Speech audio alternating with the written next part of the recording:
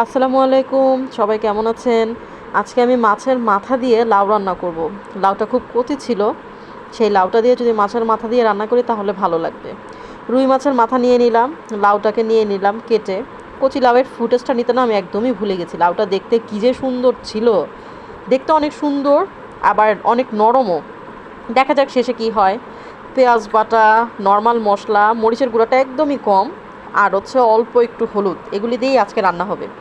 চলেন রান্নাতে চলে যাই। আগে মশলাগুলি দিয়ে একটু মাছটা দিয়ে কষিয়ে নিই। আমি এখানে খুবই অল্প তেল দিচ্ছি, আপনারা চাইলে তেলটা বাড়িয়েও দিতে পারেন।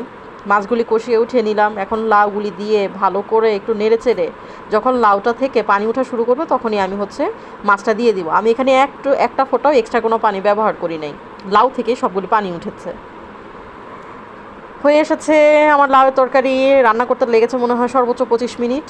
ফাইনাল লুক কেমন হয়েছে কমেন্ট বক্সে জানাবেন। ভিডিওটা ভালো লাগলে অবশ্যই লাইক দিবেন, লাইক দিতে কিন্তু ভুলবেন না। আর আপনারা কেমন লাউ পছন্দ করেন, কিভাবে লাউ রান্না করেন সেই রেসিপিটা আমার সাথে শেয়ার করবেন।